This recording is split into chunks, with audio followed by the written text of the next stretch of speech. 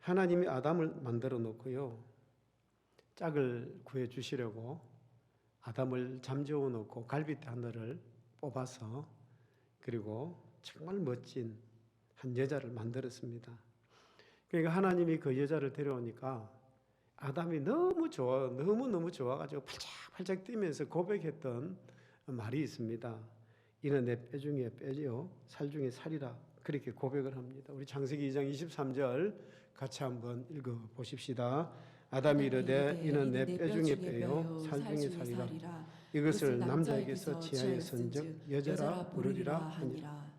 자, 여러분, 아담이 이르되 이는 내 뼈 중에 뼈요 그랬는데, 여기 이는이라고 이게요, 우리 이 한글 번역에는 참 밋밋하게 이렇게 이는 이렇게 번역이 되어 있습니다. 그런데 공동 번역 성경에 보면 이것을 이제야 나타났구나, 드디어 나타났구나, 이렇게 번역을 하고 있습니다. 아주 실감이 나게, 야, 이제야 드디어 나타났구나. 왜 그랬을까요? 너무 좋아서 그렇게 고백을 한 것입니다. 여러분, 여기에 히브리어로 이 단어를 뭐라고 하느냐면 하파함이다 이렇게 말을 합니다. 이게 하파함이라고 하는 단어의 뜻이 뭐냐면 너무 좋아서, 이제야 드디어 나타났구나. 그래서 그 기쁨과 감격과 감동이 막 밀려오는 거예요. 그 여자를 보는 그 순간에 그 마음에 감동이 막 밀려오는 거예요. 기쁨이 막 밀려오는 거죠. 그러니까 이 여자가 나타난 뒤로 아담의 눈에는 온 세상이 다르게 보이는 것입니다. 어떻게 보이느냐? 지금까지는 그렇게 생각하지 않았는데 에덴 동산에 더 멋지게 보이는 거죠. 과일, 그전에는 별로 냄새를 못 맡았는데 과일을 보니까 그 향기가 너무 좋은 거죠. 강물을 보니까 비늘이 막 이렇게 튀어오르는 것처럼 반짝거리고 모든 것이 새롭게 보이는 것입니다. 동물들을 봐도 그 동물들이 너무 예쁘고 귀엽고 사랑스럽고 막 그런 거예요. 아담이 한 말, 이제 나타났도다. 뼈 중에 뼈요, 살 중에 살이로다. 여러분, 이 말은요, 산문이 아니고 시입니다.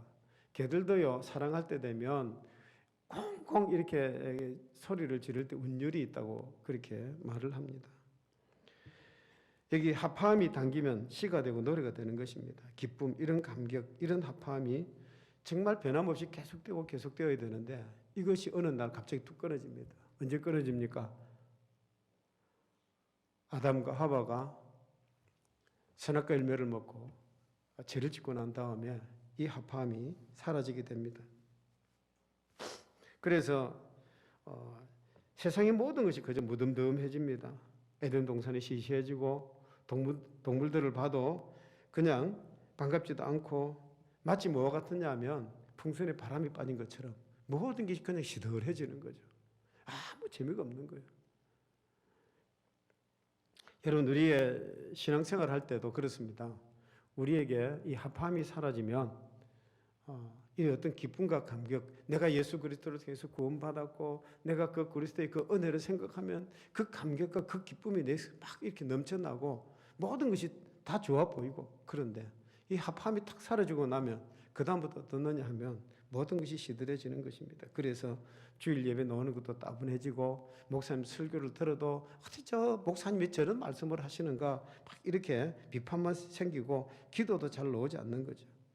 찬송을 부르면 막 맥이 풀려가지고 입만 벌렸다 닫았다 그렇게 되어지는 것입니다.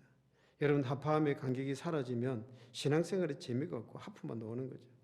그래서 여러분, 우리가 신앙생활하면서 제일 중요한 게 뭐냐면 어떻게 하든지 하파함을 다시 이렇게 회복해야 되는 것입니다. 예배에 이 하파함이 당기면 은혜가 됩니다. 찬송을 부를 때 하파함이 당기면 이 은혜가 넘치고 힘이 넘치고, 설교를 들을 때 하파함이 있으면 하나님의 음성이 들리는 거죠. 여러분, 우리에게 이 교회 봉사할 때도 하파함이 있으면 힘들거나 지치지 않습니다. 이 하파함, 이런 기쁨, 이런 감격, 이런 감동이 있으면 얼굴에 막 빛이 나는 거죠. 여러분, 우리의 신앙생활 가운데 이런 기쁨과 감격이 넘쳐나기를 주의 이름으로 축복합니다. 저는 6월 호국 보훈의 달을 맞이하면서 나라와 민족을 지킨 분들을 생각하면 너무 감사하고 고맙고 그렇습니다. 제 할아버지도 대전 현충원에 그 묘지가 있습니다. 그래서 나라와 민족을 지킨 분들을 생각하면 정말 감사하고, 그분들이 있었기 때문에 우리가 지금까지 잘 살고 있다, 여기까지 우리가 살고 있다, 이런 감사를 저는 드리고 있습니다. 국가적으로 정말 잊을 수 없는 바로 6월달이 6.25가 있었죠. 그래서 6월 6일 날이 현충일이고 73주년이 되는 6.25가 우리에게 있는 것입니다. 자, 그런데 여러분, 정말 우리가 6월달에 교회가 국가를 위해서 해야 될 일이 뭘까? 정말 우리 기독교인이, 우리 믿는 자들이 나라와 민족을 위해서 해야 될 일이 뭘까를 한번 생각해 보고자 하는 것입니다. 지금부터 100년이 좀 넘었을 때 조선 왕조 말기에 대한 그리스도인 해보라고 하는 기독교 신문이 있었습니다. 1899년 3월 1일자 신문에 이런 내용이 게재가 되었습니다. 제가 읽어드립니다. 이번에 새로 나온 국도 군수 중에 유세력한 양반 한 분이 말하되 야소교 있는 고을에는 갈 수 없으니 영남 고을로 옮겨달란다니 어찌하여 야소교 있는 고을에는 갈 수 없나뇨? 우리 교는 하나님을 공경하고 사람을 사랑하는 도다. 교를 참 믿는 사람은 어찌 추호나 그런 일을 행하며 간장의 영을 거역하리요. 그러나 간장이 만일 무단히 백성의 물건을 뺏을 지경이면 그것을 용이 빼앗기지 아니할 터이니 그 양반에 갈 수 없다는 말이 이 가득인 듯하다. 이런 무슨 곡절인지 이해가 가시는지 모르겠습니다만은 이 조선 왕조 말기에 간짤 한 자리가 20만 냥이 팔렸다고 합니다. 마을의 군수 자리는요 5만 냥에 팔렸다고 합니다. 그러니까 자, 이 돈이 있는 어떤 양반이 건세 있는 자에게 부탁을 해서 평안북도에 있는 어느 마을 군수 자리를 하나 얻게 되었습니다. 그런데 이 사람이 그 군수의 자리에 가기 전에 뭘 했느냐 하면 시장 조사를 한 겁니다. 시장 조사가 뭐냐 하면 사람을 보내가지고 그 고을에 가면 돈 있는 사람이 어떤 사람이고, 그리고 어떤 사람이 약점이 있는지, 그리고 그 사람을 통해서 돈을 얼마나 이렇게 모을 수 있는지, 이 시장 조사를 보낸 겁니다. 그런데 문제는 뭐냐 하면 그 전에 있던 군수도 거기서 이렇게 돈을 좀 뭘 이렇게 모으려고 그랬는데 못 모으고 쫓겨갔다는 거죠. 그러니까 이 사람이 시장 조사를 해보니까 그 고을에 가면 쫄딱 마귀 생긴 거예요. 그래서 자기가 부탁했던 건세 있는 자에게 가가지고 뭐라고 했느냐, 나를 그 야소교에 있는데 거기 보내지 말고 영남 마을에 야수교가 없는 그걸로 보내달라고 그렇게 부탁을 했다는 거죠. 그 내용을 어떤 기자가 알고는 이렇게 신문에 기사를 낸 것입니다. 자, 여러분, 참 이 사람의 시장조사 결과는 이렇게 큰일 났다, 내가 그거 가면 안 되겠다. 이 사람은요 잡아놔 놓고 족치면 죄 없는 사람이 없습니다. 너 이 죄를 지었지 뭐 그러면서 막 누명을 씌우면 곤장을 때리는데 아니라고 말할 사람이 없는 거죠.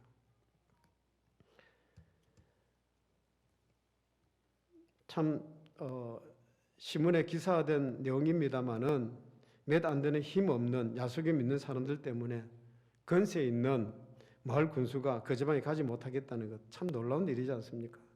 자, 그로부터 한 2년이 지난 1901년도에 항해도에서 이런 일이 있었습니다. 그 당시에 항해도에 엄청난 흉년이 들었습니다. 너무 흉년이 들어서 그래서 정부에서 나라에서 그 세금을 거두어 들이지 않도록 그렇게 했습니다.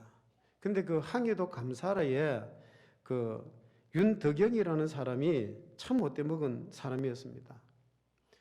흉년이 들어가지고 백성들 세금을 거두지 말라 그랬는데 이 윤덕영이라는 사람이 백성들에게 세금을 다 거두어가지고 그것을 전부 다 자기가 횡령을 해버린 겁니다. 5천만 냥이나 횡령을 해버린 겁니다. 그런데 문제는 워낙 이 사람들이 붙들고 있는 건세가 든든하고 두려워서 무서워서 아무도 알면서도 말을 못하는 거예요. 자, 그런데 그 마을에 살고 있던 예수 믿는 몇 안 되는 양반들이 가만히 있지 않았습니다. 근데 이 사람들이 양반들이지만 뭐 벼슬자리 해본 그런 양반들이 아닙니다. 힘없는 양반들입니다. 이 사람들이 금식하며 기도해가지고 그리고 상소문을 만들어서 나라님에게 상소문을 올린 겁니다. 근데 그 결과가 어떻게 됐느냐 하면 윤덕영이라는 이 항해도 감사가 파직을 당해버린 거예요. 이런 일이 있었다는 것입니다. 그 당시 조선 팔도 인구가 1200만 명이었습니다. 그 가운데 기독교인 숫자는 10,000명도 안 되었습니다. 1000명에 1명 겨우 될까 말까 그런 숫자였죠. 자, 그럼에도 불구하고 정말 우리 믿음의 선조들은 한 줌밖에 안 되는 숫자였지만 그 당시에 엄청난 영향력을 그렇게 끼쳤다는 것입니다. 자, 여러분 100년이 넘었습니다. 자, 그러면 오늘날은 어떠합니까? 통계에 의하면 우리 예수 믿는 사람들이 정말 많습니다. 수도권에는 더 많습니다. 5명 중에 1명이 믿는다고 할 정도로 많은 기독교인들이 있습니다만은, 그런데 그 옛날에 비교해서 왜 이다지도 우리 기독교가 무기력할까요? 자, 여러분 이런 가슴 아픈 현실 속에서 우리가 해야 될 일이 뭘까 한번 생각해 보자는 거죠. 우리가 해야 될 일이 뭘까요? 본문에 보면, 오늘 우리 어떤 본문에 보면 중요한 3가지를 우리에게 말씀을 합니다. 그게 뭐냐? 첫 번째는 나라와 민족을 위해서 하나님께 기도하라고 말씀을 합니다. 우리 디모데전서 2장 1절 말씀입니다. 같이 읽어보십시다. 그러므로 내가 첫째로 권하노니 모든 사람을 위하여 간구와 기도와 도구와 감사를 하되.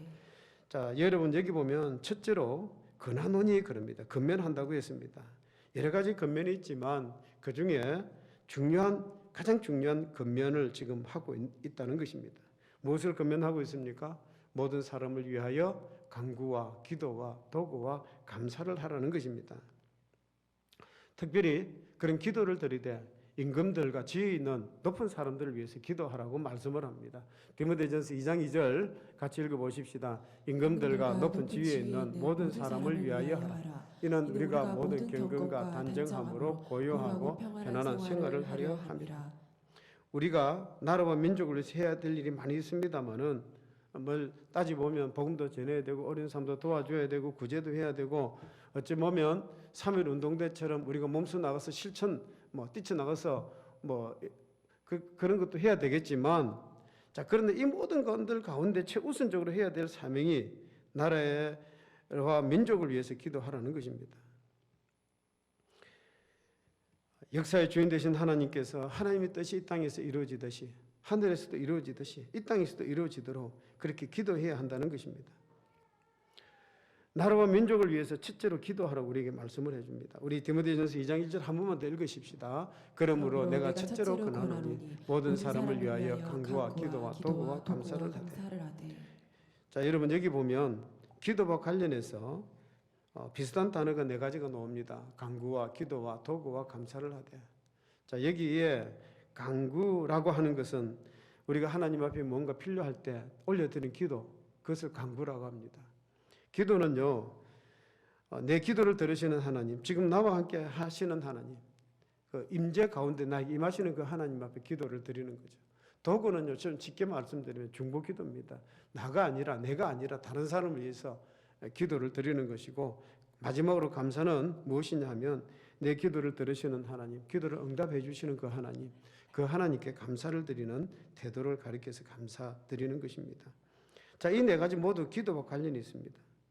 자, 그런데 왜 이렇게 말씀을 하시느냐 하면, 나라와 민족을 위해서 기도할 때는 이런 모든 것들, 이렇게도 기도하고 저렇게도 기도하라는 것입니다. 예를 들어서 울면서도 기도하고, 가슴을 치면서도 기도하고, 옷을 치면서도 기도하고, 금식하며 기도하고, 밤을 지새우면서 뭐 하라고요? 나라와 민족을 위해서 기도하라는 것입니다. 사랑하는 성도 여러분, 여러분은 나라와 민족을 위해서 얼마나 기도해 보셨습니까? 정말 이 나라가 어렵고 힘들다 그럴 때 여러분 나라와 민족을 위해서 얼마나 기도해 보셨습니까? 내 나라, 내 민족을 위해서 얼마나 울면서 하나님께 매달려 기도해 보셨습니까? 정말 우리 성경에 나오는 모세를 한번 보면요, 자기 생명을 내어놓고 그렇게 기도를 드립니다. 우리 출애굽기 32장 32절 보십시다. 같이 읽어봅니다. 그러나 이제 그들의 죄를 사하시옵소서. 그렇지 아니하시면 원하건대 주께서 기록하신 책에서 내 이름을 지워버려 주옵소서. 이스라엘 백성들이 하나님의 말씀에 불순종할 때 하나님께서 작정하시고 내가 이스라엘 백성들을 다 죽여버리고 너 후손들을 통해서 내가 가나안 땅에 들어가겠다 말씀하실 때 모세가 아닙니다 하나님, 이 백성들의 죄를 용서하시고 이 백성들이 들어갈 수 있도록 해달라고, 그러면서 내 이름을 생명책에서 지워버리시고 내 이름을 생명책에서 지워버리시고 그리고 하나님 들어가십시오. 자기 생명을 내어놓고 그렇게 기도를 드리는 것입니다. 여러분, 아브라함은 어땠습니까? 소돔과 고모라 땅에 하나님께서 그 유황불을 내리시려고 할 때 이 아브라함이 울면서 하나님 앞에 기도합니다. 아브라함이 소돔과 고모라하고 무슨 상관이 있습니까? 그 땅에 사랑하는 조카 롯이 있거든요. 롯의 가족들이 있으니까 하나님, 정말 마지막으로 내가 기도합니다. 노하지 마시옵소서. 소돔과 고모라 땅에 10명의 의인이라도 있으면 그 땅을 정말 심판하지 마십시오. 이런 간절한 기도를 드립니다. 정말 바짝바짝 입술이 말라가는 그 심정으로 하나님께 그렇게 매달려 기도를 드렸던 거죠. 여러분, 다니엘도 마찬가지입니다. 그 불타버린 예루살렘 성을 향해서 하루에 아침, 점심, 저녁 3번씩 하나님 앞에 목숨 내걸고 기도를 드렸던 것입니다. 여러분, 우리들도 나라와 민족을 위해서 기도를 할 수 있어야 합니다.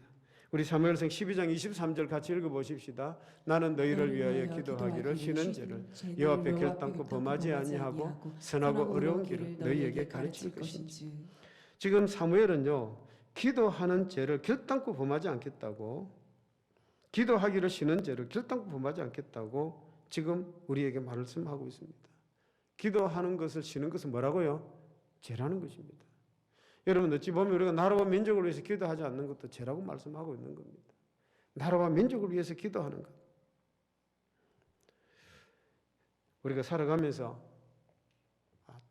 목사님 정말 바쁩니다. 참 피곤합니다. 힘듭니다. 여러분, 이런 것들이 이유가 되겠습니까? 우리가 하나님 앞에 심판대 앞에 서면 우리 예수님께서 이렇게 하면 물으실 것 같아요. 야, 내가 언제 너보고 바쁘라고 그렇게 했냐? 아마 그렇게 물으실 것 같아요. 우리는 하나님 앞에 가면 예수님, 저 정말 세상 살면서 바빴거든요. 정말 힘들었거든요. 그런데 예수님은 그렇게 말씀하지 않습니다. 너 바쁠 때 내가 기도하라 그랬지 않냐? 힘들 때 기도하라 했지 않냐? 지금까지 우리가 몰라서 나라와 민족을 위해서 기도하지 아니했다 할지라도 이제부터 나라와 민족을 위해서 기도하기를 쉬는 죄를 범하지 마시고 다니엘처럼, 아브라함처럼, 모세처럼 기도할 수 있는 여러분 되시길 주의 이름으로 축복합니다.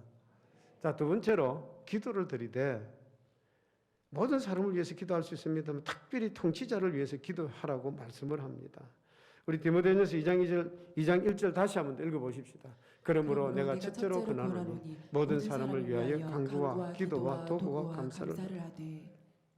자, 여러분, 우리에게 하나님께서 주신 특권이 있습니다.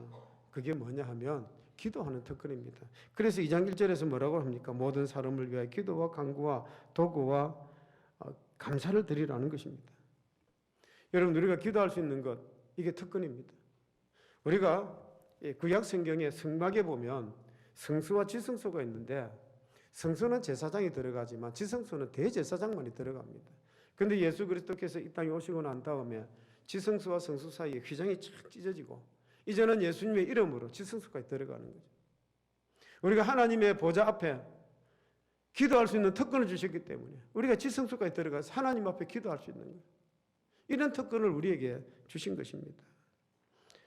여러분, 특별히 기도를 드릴 때 중보기도는 정말, 도구는 정말 중요한 것입니다. 내가 다른 사람을 위해서 기도를 드릴 때 그 기도가 응답이 되어지는 거예요. 하나님은 그 기도를 들으시고 응답을 해주시는 거죠. 저는 목회를 하면서 참 성도님들의 기도, 또 저를 위해서 기도하고 계시는 분들이 계십니다. 그런 기도의 은혜를 누릴 때가 정말 많은 거예요. 여러분, 목회라고 하는 것은요, 이게 단 한 바퀴 쳇바퀴 돌듯이 늘 이렇게 생활이 반복이 됩니다. 그런데 이게 시간이 가면 똑같은 것이 반복이 되다 보면 어떤 때는 지루할 때도 있고 어떤 때는 힘들 때도 있고 어떤 때는 이걸 좀 탁 도망가고 싶을 때도 있고 그런 게 있는 거예요. 그럴 때마다 성도님들의 그 기도가 저에게 닿으면 내가 이러면 안 되지. 그러면서 다시 돌아오는 거예요. 여러분, 선교사님들이 아프리카에 어디에 선교사로 나갔을 때에 그들이 정말 힘을 얻는 게 뭐냐 하면 이 중보 기도에 그 기도를 통해서 힘을 얻는 거예요. 그들이 나가서 복음을 전하지만 우리가 기도하는 우리들도 같이 나가서 그 복음을 전하는 거예요. 우리가 비록 그 자리에 가지 못하지만 우리가 기도로서, 우리가 물질로서 그들과 함께함으로 복음이 전해지는 것입니다. 중보 기도는 그래서 정말 중요한 것입니다. 그래서 오늘 본문 2절에 보면 모든 사람을 위해서 기도하되 특별히 누구를 위해서 기도해야 된다고 말씀을 합니까? 디모데전서 2장 2절 같이 한번 읽어보십시다. 임금들과 높은 지위에 있는 모든 사람을 위하여 하라. 이는 우리가 모든 경건과 단정함으로 고요하고 편안한 생활을 하려 함이라. 자, 여기 보시면 임금들과 높은 지위에 있는 모든 사람을 위해서 기도하라고 말씀을 합니다. 특별히 나라의 통치자를 위해서 기도하라는 것입니다. 여러분이 바울이 이 본문을 기록할 때 그 당시의 상황이 어떻느냐 하면 로마의 황제가 누구냐? 네로 황제입니다. 네로 황제는 독재자고 악명 높은 사람입니다. 또 그 당시에 유대 땅을 다스리던 왕이 누구냐 하면 헤롯 왕입니다. 이 헤롯 왕도 기독교를 핍박했고 정말 악명 높은 그런 사람입니다. 네로 황제도 그랬고 헤롯 왕도 그랬는데 그럼 왜 사도 바울이 이 글을 쓰면서 그 통치자들을 위해서 기도하라고 말씀을 합니까? 그 이유가 바로 4절에 나옵니다. 우리 디모데전서 2장 4절 같이 한번 읽어보십시다. 하나님은 모든 사람이 구원을 받으며 진리를 아는데 이르기를 원하시느니라. 그 악명 높은 그 왕이라도 회개하고 구원받기를 원하시는 하나님께서 그 사람들을 위해서 기도하라는 것입니다. 그래서 초대교회 성도들은 이 말씀에 근거해서 순교를 당하면서도 핍박하는 자들을 위해서 기도를 드렸습니다. 목배임을 당하면서도 그들은 그렇게 기도를 드렸습니다. 십자가에 매달리면서도 그들을 위해서 기도를 드렸던 것입니다. 여러분, 성도들의 그 기도는 헛되지 않았습니다. 결국 콘스탄틴 대제 때 로마 콘스탄틴 대제가 로마를 기독교 국교로 선포를 하고 기독교 국가가 되어진 것입니다. 모든 통치자들이 예수 그리스도를 믿게 된 것입니다. 사랑하는 성도 여러분, 우리가 악한 왕들을 위해서 기도해야 된다면 우리나라의 대통령 윤석열 대통령을 위해서도 기도해 주셔야 됩니다. 대통령이 정말 그 자리가 얼마나 중요한 자리인지 아십니까? 지도자 한 사람에 의해서 나라가요, 이게 잘못될 수도 있고 잘 될 수도 있습니다. 그래서 대통령을 위해서 기도해 주셔야 됩니다. 추진하고 있는 정책이 성공적으로 추진 잘 될 수 있도록 기도해 주셔야 됩니다. 사람의 소리를 무서워하는 것이 아니라 하나님의 그 말씀을 무서워할 수 있는 그런 대통령이 되도록 기도해 주셔야 됩니다. 세 번째로 우리나라 통치자들을 위해서 기도해야 되는 이유가 뭐냐 하면 바로 우리가 신앙생활을 잘하기 위함입니다. 우리 디모데전서 2장 2절 하반절 같이 한번 읽어보십시다. 이는 우리가 모든 경건과 단정함으로 고요하고 편안한 생활을 하려 함이라. 우리 자신들이 편안한 그런 가운데 신앙생활을 잘할 수 있도록 하기 위해서 우리가 통치자들을 위해서 기도하는 겁니다. 여러분, 저 남미의 베네수엘라 같은 나라 보십시오. 지도자 한 사람 때문에 나라가 그 석유가 그렇게 많이 나오는 그 나라가 완전히 후진국이 되고 말았지 않습니까? 거기에 나라 여자들이 묵고 살기 힘들어가지고 그 옆으로 브라질로 다 전부 나가서 몸 파는 여자가 다 되고 말았던 거죠. 지도자 한 사람에 의해서 그렇게 되는 것입니다. 여러분, 지금 우크라이나, 러시아 전쟁을 한번 보십시오. 그 전쟁이 얼마나 참혹한지 모릅니다. 전쟁이 나니까요, 남는 게 없습니다. 여러분, 우리는 기억하셔야 됩니다. 이 땅 6.25 전쟁이 있었습니다. 6.25 전쟁으로 인해서 이 나라가 얼마나 파괴되었는지 여러분 아십니까? 기억하셔야 됩니다. 여러분, 나라에 만약에 전쟁이 터졌다 그러면 어떤 일이 벌어질 것 같습니까? 여러분이 모아놓았던 재산 어디다 보관할 겁니까? 여러분들 지위와 여러분의 체면 그거 없습니다. 우리의 사랑하는 자녀들이 어떻게 보호를 받을 수 있고 지켜줄 수가 있겠습니까? 나라에 전쟁이 터졌는데 고향 땅이 무슨 의미가 있습니까? 그래서 다시는 6.25와 같은 전쟁, 피비린 나는 전쟁이 일어나지 않도록 우리가 기도를 드려야 되는 것입니다. 그래서 날 하는 기도가 뭐냐 하면 피 흘림이 없는 평화 통일 이 땅에 일으켜 주시옵소서. 이 땅이 복음으로 통일되게 하여 주시옵소서. 그렇게 기도를 드리는 거예요. 여러분, 북한에서 남한으로 탈북한 사람들의 이야기를 여러분 다 들으셨을 줄 압니다. 북한은요, 지금도 호시탐탐 24시간 만에 서울을 점령하고 그리고 부산까지 점령하는 것이 북한 김정은이네 이게 계략입니다. 그리고 북한 사람들은 전쟁 터지기를 기다리고 있습니다. 왜냐하면 그 북한 땅에 먹을 것이 없습니다. 그래서 굶어 죽거나 전쟁 터져서 죽거나 똑같기 때문에 이왕이면 전쟁 터져서 죽는 게 낫다고 생각합니다. 전쟁 나기를 기다리고 있습니다. 여러분, 북한에 2년 동안 갇혀 있다가 감옥에 있다가 나와서 저는 우리 교회 와서 간증하셨던 이면수 목사님의 간증을 잠깐 들으셨습니다. 여러분, 중국 연변에 과학기술대학의 총장을 지내셨던 김진경 총장님이 계십니다. 박사님이 계십니다. 이분도 전국을 다니면서 간증을 많이 하시는데 이런 분들의 간증을 들어보면요, 북한의 실정을 너무 잘 알 수 있습니다. 북한의 어떤 병원을 방문을 했더니 그 의사가, 병원장이 뭐라고 하느냐면 자기 손으로 1월달부터 6월달까지 사망 진단서를 꺼낸 게 2,000명이 넘는데요. 그 죽은 이유가 뭐냐 하면 먹지 못해서 굶주려서 그렇게 죽는다는 겁니다. 이 김진경 박사님이 한 번은 병원에 갔더니 어떤 어린 아이가 온몸이 피투성이가 돼서 죽은 채로 들것에 실려 들어오더랍니다. 그래서 저 사람 왜 죽었느냐고, 무슨 병으로 죽었느냐고 물었더니 배가 너무 고파가지고 그래서 먹을 게 없으니까 흙을 먹었대요. 근데 이 흙이 소화가 안 되니까 뱃속에서 이 똥이 안 노는 거죠. 그래서 간장을 시켰는데 창자가 터져가지고 온몸이 피투성이로 죽어서 들어온 거죠. 북한의 실정이 지금 그렇습니다. 사랑하는 성도 여러분, 북한의 우리 동포들이 저렇게 먹을 것이 없어서 배가 고파서 그렇게 죽는다는 거. 그래서 여러분, 이런 기사 들어보셨습니까? 먹을 게 없어서 가족들이 어린 아이를 잡아먹은 거예요. 그런데 그게 발각이 되어가지고 온 가족들이 총살을 당해버린 거예요. 또 어떤 집에서는 자기 자식을 잡아먹었는데 그게 너무 양심에 걸려가지고 가족들이 몸매가 다 죽어 자살해버린 거예요. 이게 지금 북한의 실정입니다. 자, 여러분, 이러한 때에 여러분은 어떤 생각 갖고 있습니까? 나는 남한 땅에서 잘 먹고 잘 살고 있어요. 나는 괜찮다. 정말 그럴까요? 옛날 모르드게가 에스더에게 했던 말이 있습니다. 에스더 4장 13절 14절입니다. 같이 한번 읽어보십시다. 모르드게가 그를 시켜 에스더에게 해답하되 너는 왕궁에 있으니 모든 유다인 중에 홀로 목숨을 건지리라 생각하지 말라. 이때 너가 만일 잠잠하여 말이 없으면 유다인은 다른 데로 말미암아 노인과 구원을 얻으려니와 너와 내 아버지 집은 멸망하리라. 너가 왕후의 자리를 얻은 것이 이때를 위함이 아닌지 누가 알겠느냐 하니.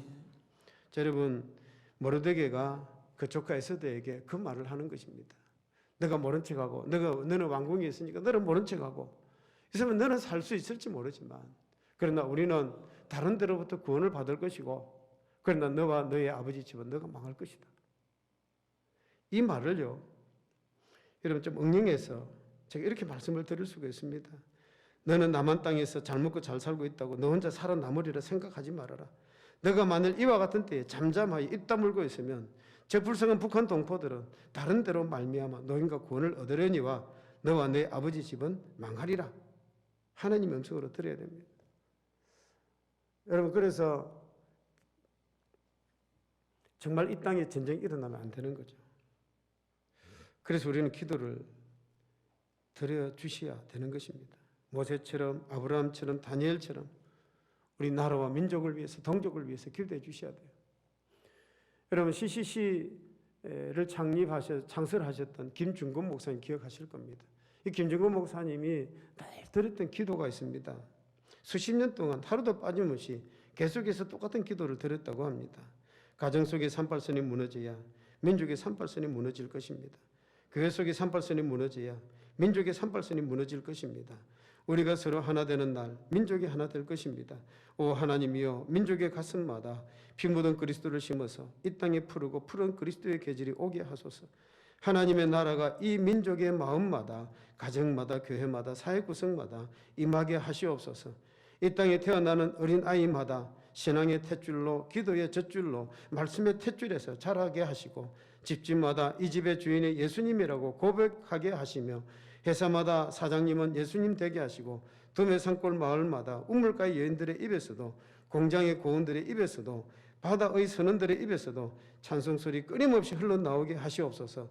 한국의 학교마다, 교실마다 성경이 필수 과목처럼 배워지게 하시고 국회나 강요회의가 모일 때마다 먼저 하나님의 뜻을 물어보게 하시며 기도하면서 만드는 한국의 물건이 전 세계에 보증수표처럼 믿어지는 나라 되게 하옵소서. 이렇게 기도를 늘 빠짐없이 드렸다고 합니다. 이제 말씀을 정리합니다. 첫째로 여러분 우리 기독교인으로서 해야 될 일이 있습니다. 나라와 민족을 위해서 기도해 주셔야 됩니다. 두 번째는요, 나라의 통치자를 위해서 기도해 주셔야 됩니다. 윤석열 대통령과 이 지도자들을 위해서 기도해 주셔야 됩니다. 정말 하나님의 두려워하고 정말 나라를 정말 바르게 세워갈 수 있는 그런 지도자들이 뽑혀지게 해달라고, 그런 사람들이 나라를 다스리게 해달라고 기도해 주셔야 됩니다. 왜 이렇게 기도해야 되느냐? 세 번째는요, 우리 자신의 편안한 가운데 경건생활, 믿음생활 잘하기 위함입니다. 다른 이유 없습니다. 여러분, 우리의 자녀들이, 다음에 우리의 후손들이 이 나라와 이 민족 안에서 정말 믿음으로 잘 살아갈 수 있도록, 그래서 우리가 기도해야 된다는 것입니다. 이런 은혜가 우리 성도님들 가정에 넘쳐나기를 주의 이름으로 축복합니다.